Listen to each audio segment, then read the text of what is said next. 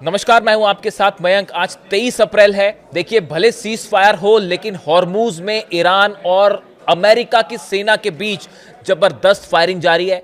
जहाजों पर कब्जा किया जा रहा है और हालात ऐसे हैं कि किसी भी पल एक फुल फ्लेजेड वॉर फिर से छिड़ सकता है। लेकिन मैं सीधा मुद्दे पे आना चाहूंगा और मैं कई ऐसी बड़ी खबरें आपके सामने लाना चाह रहा हूं जो पिछले 12 घंटों के अंदर ये डेवलपमेंट्स हुए हैं।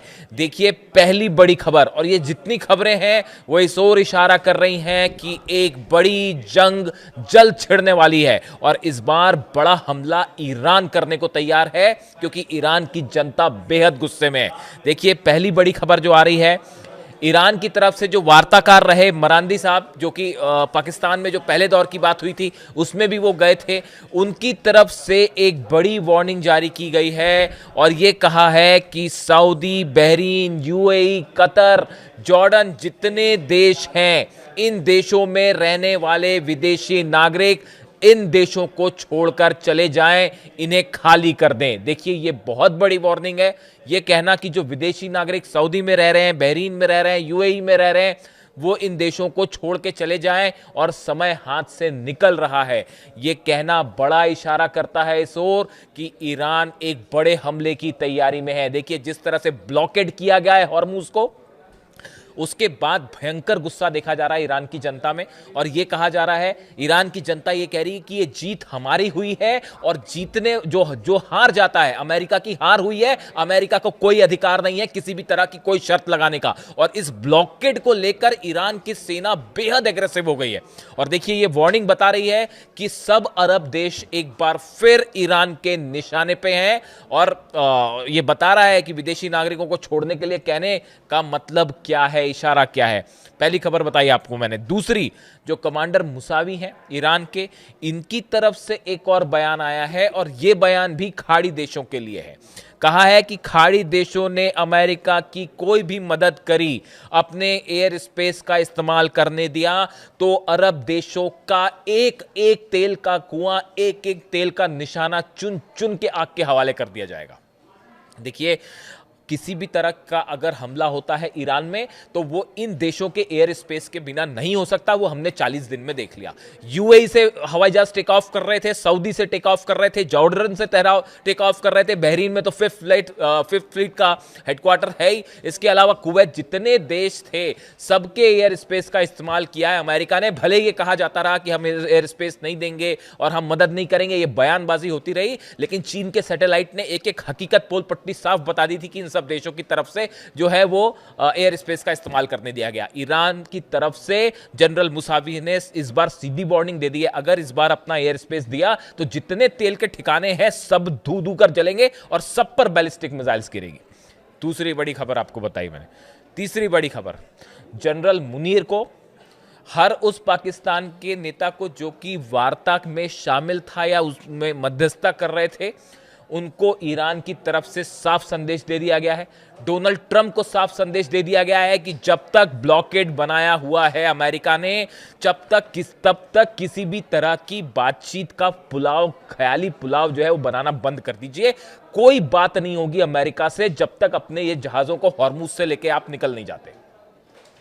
साफ मैसेज है, यानी जो बातचीत वाली बात बीच बीच में आ जाती है, इसको लेके ईरान का स्टेटस साफ है, हम कोई बात नहीं करेंगे, हमारी जीत हुई है और आपको कोई अधिकार नहीं है यहां पे हमारे एरिया में आके जो है जहाज खड़े करने का। यानी इस ब्लॉकेड के चलते बातचीत का कोई दूर दूर तक अब संभावना ही नहीं रही। तीसरी खबर आपको बताई मैंने।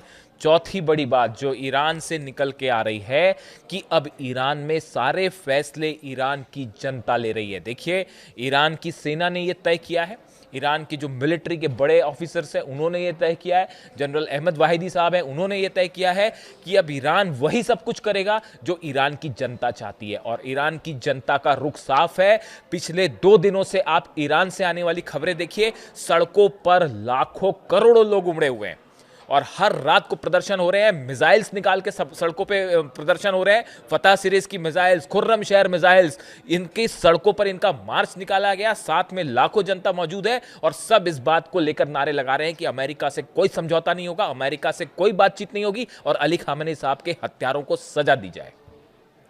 यूरेनियम देना और डील करना, ये सब बातें तो छूट गई, बहुत पीछे ही छूट गई। खत्म हो गई। वो ईरान की जनता ने ठोकर मार दी सब चीज को और कह रहे हैं किसी तरह की कोई बातचीत हम नहीं करेंगे।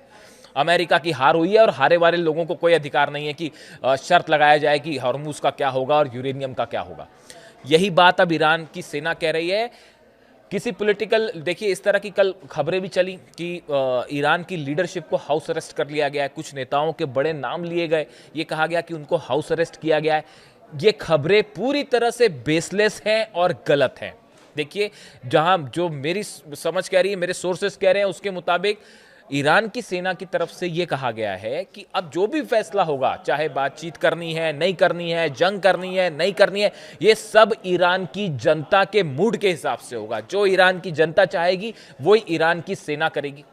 और जो मुस्तफा खामेनी साहब हैं, ईरान के नए सुप्रीम लीडर, इनके बीच में, सेना के बीच में और आम जनता के बीच में एक बेहद क्लियर जो है वो तालमेल बैठा हुआ है और तीनों एक दूसरे की सलाह से ही काम कर रहे हैं। तो इसलिए ये रुख साफ है कि जो फैसला होगा वो ईरान की सेना करने जा रही है और ईरान की जनता की इच्छा के मुताबिक होने जा रही है। अगर जनता नहीं चाहती बातचीत तो नहीं होगी बातचीत। आगे की बड़ी खबर देखिए, पांचवी जो बड़ी खबर आ रही है जो कि हॉर्मुज से आ रही है। हॉर्मुज की खबर यह है कि जब से डोनाल्ड ट्रंप ने, देखिए कल सुबह मैंने वीडियो बनाया था, आपको बताया था कि डोनाल्ड ट्रंप ने जो है सीज फायर का ऐलान कर दिया, अपनी तरफ से ही कर दिया, ईरान ने तो कुछ कहा ही नहीं। वो सीज फायर खुद डोनाल्ड ट्रंप ने, क्योंकि कोई चारा नहीं बचा था। तो अब देखिए, अब खबर यह है कि उस सीज फायर के बाद से हॉर्मुज में लगातार गोलाबारी हो रही है, फायरिंग हो रही है जहाजों पर। कई जहाजों को निशाना बनाया गया है, कई जहाजों को ईरान ने अपने कब्जे में भी ले लिया है और बताया जा रहा है कि अमेरिका की तरफ से भी एक जहाज पर कार्रवाई की गई। यह सिलसिला पूरी रात भर चलता रहा, पिछले 24 घंटे से जारी है। ईरान का कहना ऐसा है कि हॉर्मुज में हमारे इलाके से कौन सा जहाज निकलेगा, नहीं निकलेगा, ये ईरान तय करेगा, कोई दूसरा देश इसमें हस्तक्षेप नहीं कर सकता, ये हमारा अधिकार है, हम तय करेंगे। ईरान ने यह भी दावा किया है कि हमने कई जहाजों को निकाला है अमेरिका के ब्लॉकेड होने के बावजूद। यानी ईरान का यह दावा है कि हमारी परमिशन से जो जहाज निकले हैं उन्हें हमने बाहर निकाला है और अमेरिका के ब्लॉकेड को तोड़ दिया है। इस तरह के भी दावे ईरान की सेना की तरफ से, नौसेना की तरफ से हो रहे हैं। लेकिन कई जहाजों पर ईरान ने कब्जा भी किया है, जिसको लेकर तमाम खबरें आपने देखी होंगी। देखिए, हालात अब ऐसे हैं कि फुल फ्लेजेड वॉर भले ना हो, लेकिन तेजी के साथ हालात एक ऐसी जंग की ओर आगे बढ़ रहे हैं जो शायद पिछले जो 40 दिनों के दौरान हमने जंग देखी, इससे कहीं ज्यादा भयानक हो सकती है।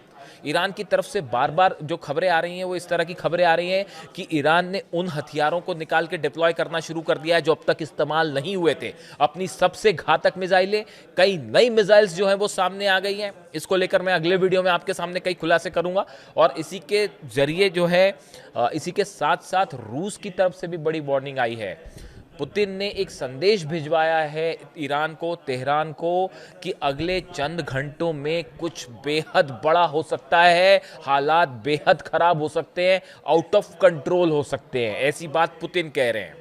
अब देखिए पुतिन ऐसा क्यों कह रहे हैं, उनका इशारा किस तरफ है, इसको थोड़ा एनालिसिस करने की ज़रूरत है। अगले वीडियो में मैं इस पर भी बात करूंगा। लेकिन फिलहाल हालात जो है, जो खबरें हैं हॉर्मुज से, सिचुएशन बेहद तनावपूर्ण है और ईरान की सेना इस बार अड़ गई है इस बात को लेकर। ईरान का कहना ऐसा है कि जहाज जब तक अमेरिका के खड़े हैं ये हमारे पर हमले की तरह है, ये सीज़फायर का उल्लंघन है, ये हमारा एरिया है और यहाँ से इसे हम हटा के रहेंगे। यानी ईरान की सेना ने जो सोर्सेज बता रहे हैं, जो सुरक्षा एक्सपर्ट बता रहे हैं कि अब अमेरिका से ज़्यादा एग्रेसिव ईरान हो गया है, किसी चीज़ से बातचीत करने को तैयार नहीं है और यहाँ तक कि एक बड़े हमले की प्लानिंग हो चुकी है। हर चीज़ पर, अरब के कौन से ठिकानों पर हमला होना है, इजराइल में कहाँ कहाँ हमला होना है। देखिए, डिमोना सेंटर एक बार फिर खतरे में है।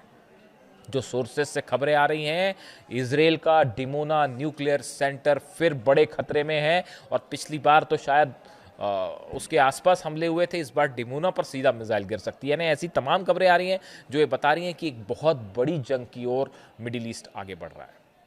जो भी अपडेट होगा आप तक पहुंचाऊंगा। वीडियो कैसा लगा कमेंट करके ज़रूर बताइए। Thank you so much.